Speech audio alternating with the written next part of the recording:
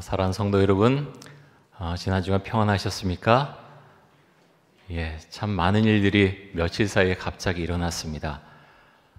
대구에서 이제 갑자기 코로나19가 그렇게 폭발적으로 늘어나서 지금 대구에는 교회들도 많이 지금 폐쇄된 상태로 있고요. 조금 전에 제가 분당에 있는 어느 교회도 한번 들어가 보니까 그 교회 같은 경우는 중고등학교 이제 강당을 빌려서 사용하는데 혹시라도 그 많은 성도 중에 한 명이라도 그런 지나가기만 해도 문제가 생기기 때문에 학교에 문제가 생길까봐 급히 조처를 해서 주일 예배도 드리지 않는 그런 모습도 봤습니다. 참 이상합니다. 많은 분들이 또 마스크 당연히 써야 되죠. 쓰고 이렇게 보면서 평소에 우리가 예배드리고 함께 찬양하고 함께 이 소그룹 모임하고 나누는 그런 모습들이 얼마나 은혜로운 그런 모습인가 다시 한번 생각을 해보게 됩니다.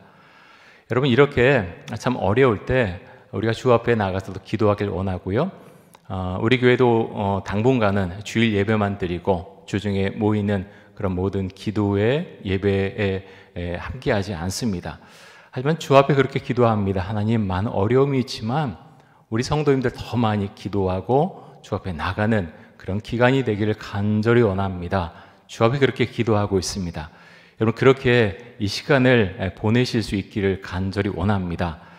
여러분, 더 많은 기도가 필요하지요. 우리나라 위해서, 또 교회를 위해서, 전 세계를 위해서 많이 기도해 주시기 바랍니다.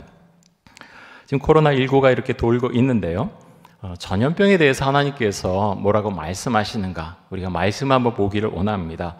하나님께서 솔로몬 성전, 제1차 성전을 지은 이후에 솔로몬에게 이렇게 말씀을 하십니다. 역대하 7장 13절과 14절에 보면 이렇게 말씀합니다.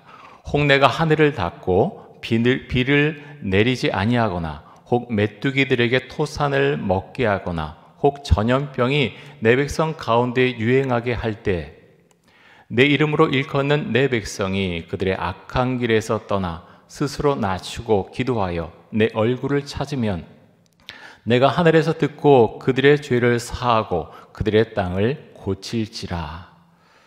저는 이번에 사태를 보면서 하나님께서 우리에게 하실 말씀이 있으시다, 정말 하실 말씀이 있으시다, 그런 생각을 정말 많이 하게 됩니다. 사람들은 점점 하나님을 두려워하지 않죠. 하나님이 어디 있느냐, 교회를 비웃고 또 하나님을 비웃는 사람들이 얼마나 많이 있는지 모릅니다. 생태계를 파괴하고 자연환경을 마음대로 하고 마음대로 개발하고 자기들만 잘 살면 괜찮다, 우리나라만 잘 되면 괜찮다. 독재자들도 그렇지요. 많은 죄악들이 이 땅 가운데 쌓여져 있습니다. 하나님께서 우리에게 정말 회개하길 원하신다, 그런 고백을 하게 됩니다. 우리 개인의 죄도 그렇고요, 교회의 죄도 그렇고 국가의 죄도 그렇고 온 인류가 하나님 앞에서 온전치 못한 모습들이 여러분 얼마나 많이 있습니까? 우리가 특별히 이런 시기에 말씀을 보면서 하나님께서 이런 시기에 무엇을 하길 원하시는가? 여러분, 뭐라고 말씀하십니까? 이렇게 말씀하지요. 내가 하늘에서 듣고 그들의 14절에 잠깐 보겠습니다. 내 이름으로 일컫는 내 백성이 그들의 악한 길에서 떠나 스스로 낮추고 기도하여 내 얼굴을 찾으면 내가 하늘에서 듣고 그들의 죄를 사하고 그들의 땅을 고칠지라. 여러분, 우리가 이 말씀에 아멘으로 응답하고 주 앞에 기도할 수 있길 원합니다. 물론 필요한 조치를 취해야 되지요. 백신도 개발해야 되고 여러 조치를 취해야 됩니다. 하지만 근원적인 그런 모습이 왜 이런 모습이 시작됐나 우리는 생각하고 주 앞에 나가서 기도해야 될 때라고 생각을 합니다. 여러분, 요즘 어떻게 살고 계십니까? 국가적으로 지금 많은 어려움에 처해 있기도 하지만 우리의 삶의 모습은 또 어떤지요? 하나님의 보호하심이 없으면 우리의 삶은 성공의 궤도를 달려가다가도 하나님께서 치시면 넘어질 수밖에 없는 인생이라고 하는 것을 주 앞에 특별히 이런 시기에 고백을 드릴 수밖에 없습니다. 오늘 우리가 창세기 말씀을 봤는데요. 요셉이라고 하는 인물은 정말 파란만장한 인생을 살아갔던 사람입니다. 그는 아버지 요셉의 정말 많은 사랑을 받으면서 사랑을 독차지하면서 자라났습니다. 근데 17살에 그 요셉을 미워하던 형들에 의해서 미디안 상인들에게 팔려가지요. 애굽으로 갑니다. 여러분, 그렇게 귀염받던 그 아들에서 갑자기 짐승처럼 취급되는 노예로 전락이 되었습니다. 얼마나 그 마음속에 절망하는 마음이 있었겠습니까? 내 인생이 이렇게 끝나는가? 내가 이렇게 짐승처럼 살아야 되나? 절망하는 마음이 마음속에 찾아왔을 것입니다. 하지만 요셉은 하나님을 믿는 사람이었습니다. 하나님을 끝까지 붙들지요. 하나님을 신뢰합니다. 그래서 있는 자리에서 최선을 다해서 살게 됩니다. 그래서 그는 애굽의 친위대장 보디발에게서 인정을 받고서 그 가정의 총무가 됩니다. 열심히 살았지요. 근데 예기치 않은 또 다른 그런 어려움이 찾아오지요. 보디발의 아내가 요셉을 유혹하지요. 요셉은 내가 하나님 앞에서 결코 이런 음행을 저지를 수 없다 그렇게 이야기하고서 그 아내를 피하지만 그 아내는 그 남편에게 거짓말을 하지요. 이 요셉이 나를 범하려고 했다 그렇게 말을 하게 됩니다. 그래서 그 애굽의 친위대장은 요셉을 감옥에 가두게 되지요. 여러분, 요셉이 무엇을 잘못했습니까? 잘못한 거 없지요. 성실했고 하나님의 말씀대로만 살아가려고 했습니다. 하지만 그 결과는 무엇입니까? 감옥에 갇히는 것이었습니다. 여러분, 생각해 보면 우리의 삶에도 사실 이런 모습들이 있습니다. 난 정말 성실히 살고 하나님 말씀대로 지키며 살았는데 참 생각지 않게 삶의 여러 가지 문제가 풀리지 않을 때가 있습니다. 여러분, 그럴 때 우리는 어떻게 생각하고 어떻게 기도를 해야 하겠습니까? 우리가 오늘 말씀 가운데에서 우리가 꼭 기억하길 원하는 것은 하나님은 그 순간에도 요셉과 함께 하셨다고 하는 것입니다. 요셉의 인생을 보면서 우리 인생을 단련시키시는 하나님의 손길을 생각해 보게 됩니다.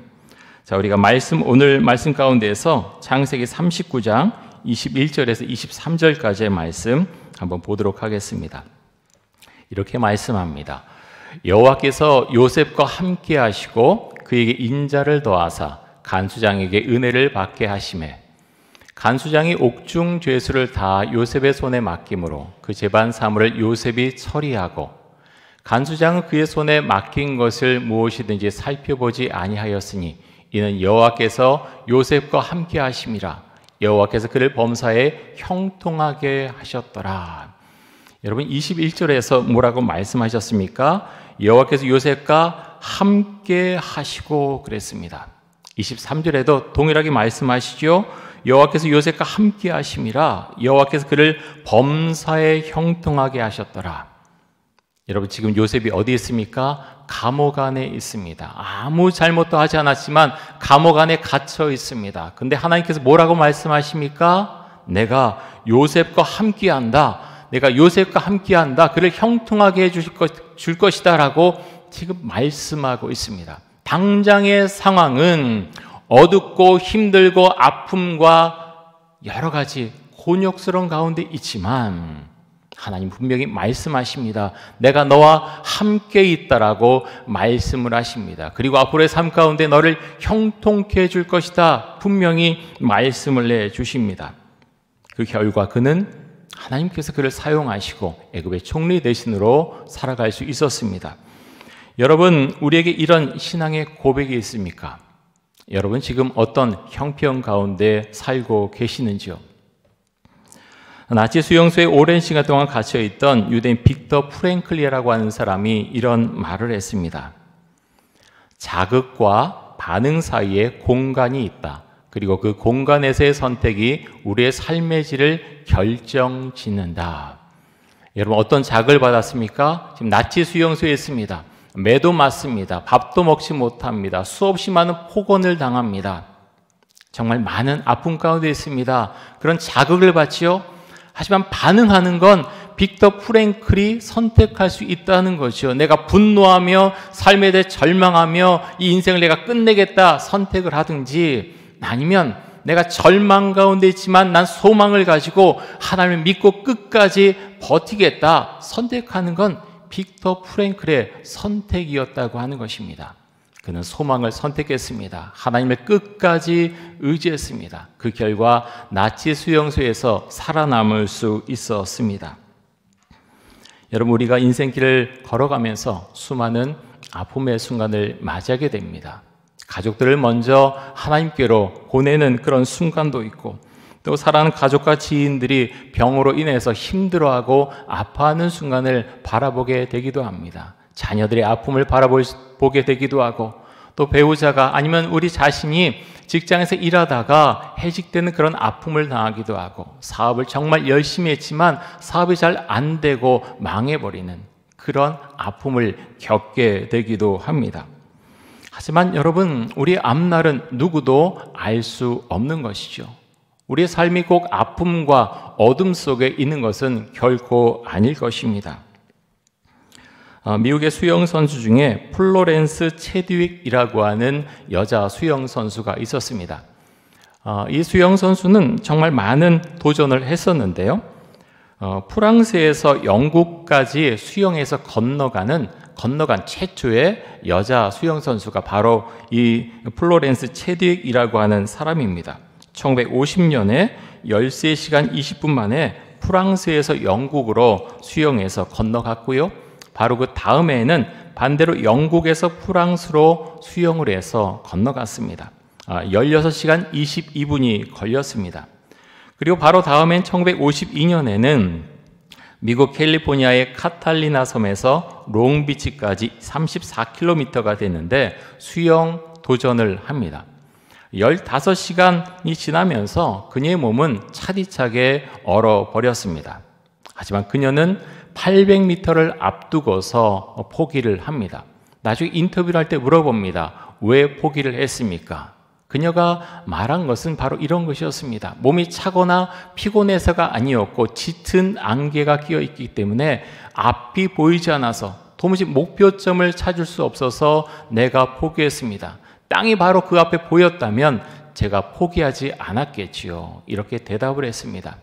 2달 후에 그녀는 다시 도전을 합니다. 여전히 짙은 안개가 끼어 있었습니다. 하지만 그녀는 성공을 하지요.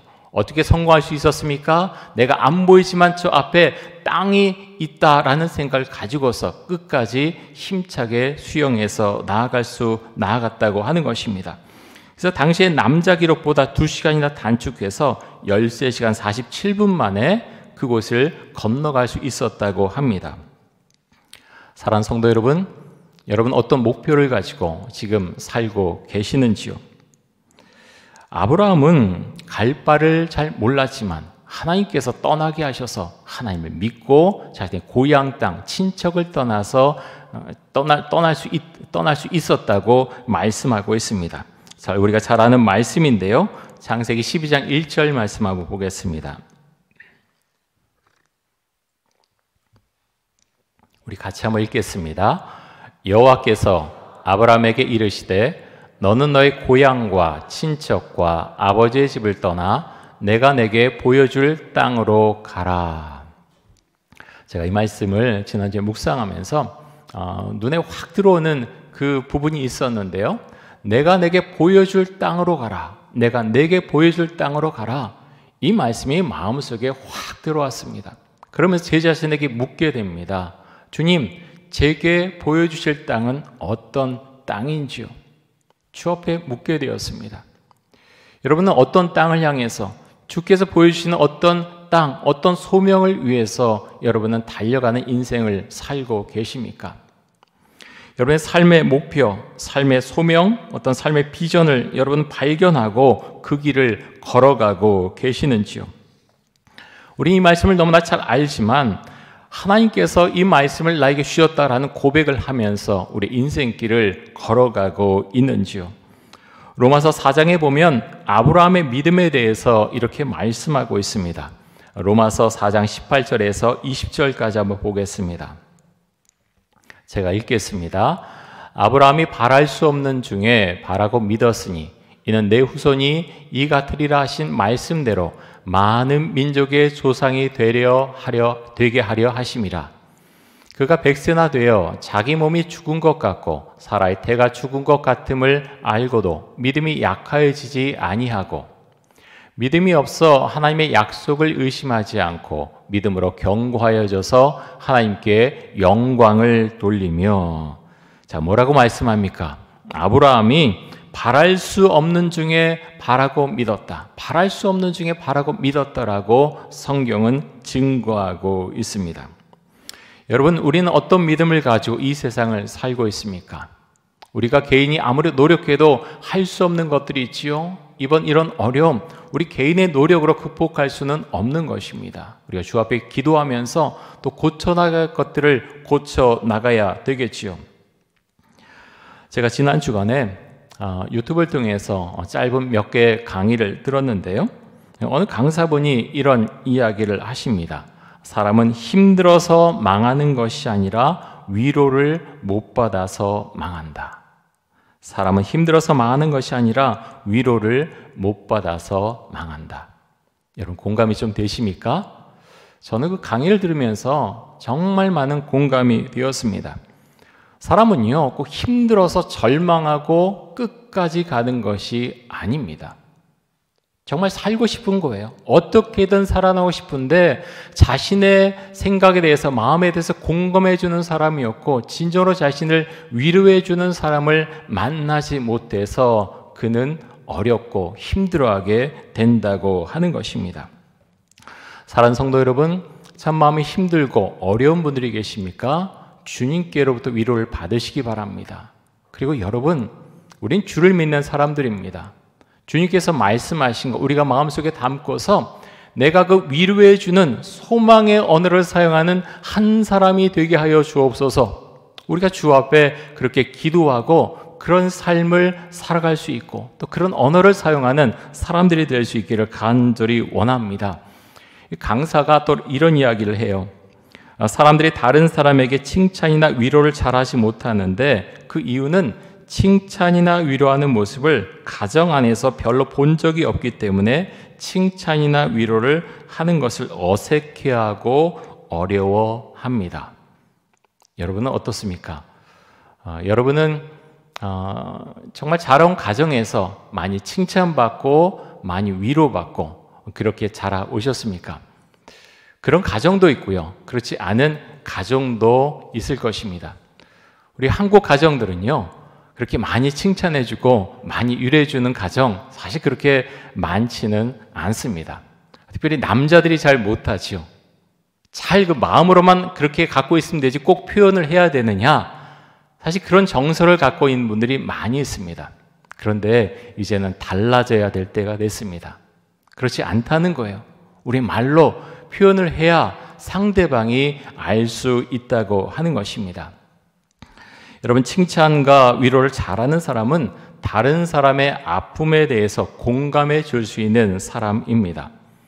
여러분, 부부 사이도 그렇습니다. 그리고 부모와 자녀 사이도 마찬가지죠.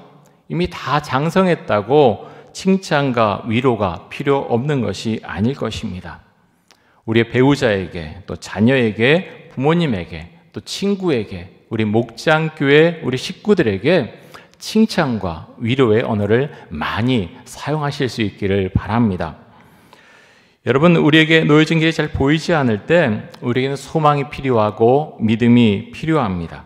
또 주변 사람들이 공감하는 마음으로 들려주는 위로의 목소리도 필요할 것입니다. 자, 로마서 5장 5절에 보면 이렇게 말씀합니다. 우리 같이 한번 읽겠습니다. 소망이 우리를 부끄럽게 하지 아니함은 우리에게 주신 성령으로 말미암아 하나님의 사랑이 우리 마음에 부은 바 됨이니. 아멘. 저는 이 말씀 참 좋아합니다. 하나님의 사랑이 우리 마음에 부은 바 되었다. 우리 마음에 부은 바 되었다. 내가 어려워 힘들어할 때 하나님의 사랑이 다른 것들이 부족할지라도 하나님의 사랑이 내 안에 부은 바 되었다라고 성경은 말씀합니다. 그런데 여러분, 어떻게 할 때 하나님의 사랑이 우리 마음속에 부은 바가 됩니까? 우리에게 주신 성령으로 말미암아. 내가 성령을 받을 때, 성령 충만할 때 하나님의 사랑이 우리 마음속에 부어진다라고 성경은 말씀합니다. 여러분, 올해 이제 우리 교회 실전 사항이 하루에 30분 이상 기도하자인데 여러분 지키고 계시죠? 이건 어떤 의무 사항이라기보다 주 앞에 나아가는 가장 좋은 길입니다. 이제 우리가 당분간 주일 예배만 드릴 텐데 여러분 잊지 마십시오. 어떤 의무사항으로 나를 누르는 게 아니라 나로 하여금 정말 주 안에 자유하게 하는 참된 길이 바로 이 안에 있습니다. 말씀을 읽고 큐티하고 묵상하고 함께 나누고 또 기도를 내가 한꺼번에 할 시간이 없다면 나눠서 하는 거지요. 아침에 하고 또 점심시간에 하고 걸어가면서 하고 잠자기 전에 하고 어떻게든 30분을 정말 만들어가면서 내가 주 앞에 나아갈 때 내 신앙이 점점 자라나고 주님과 친밀해지는 우리의 모습을 발견하게 될 것입니다. 여러분 성경 가운데에서 우리에게 소망을 주시고 위로하는 말씀이 여러 군데 있는데요. 시편 42편 5절 말씀 같이 한번 보겠습니다. 우리 같이 한번 읽습니다. 내 영혼아 내가 어찌하여 낙심하며 어찌하여 내 속에서 불안해하는가. 너는 하나님께 소망을 두라. 그가 나타나 도우심으로 말미암아 내가 여전히 찬송하리로다. 아멘. 하나님의 은혜가 여러분과 또 가정과 우리 교회와 또 사랑하는 대한민국 가운데 임할 줄로 믿습니다. 우리가 믿음을 가지고 기도하고요. 하나님 참 어려운 시기지만 주님 우리나라 주님 살려주시고 이 기회에 우리 한국교회 주 앞에 더욱더 회개하며 나아갈 수 있도록 해주시고 하나님 제 자신 우리 자신 먼저 주 앞에서 온전한 믿음의 사람이 되게 하여 주옵소서. 그렇게 기도하며 주 앞으로 나아가는 귀한 정말 생명이 살아있는 그런 은혜 가운데 살아가는 저희들의 모습이 될 수 있기를 간절히 소망합니다. 우리 함께 기도하겠습니다.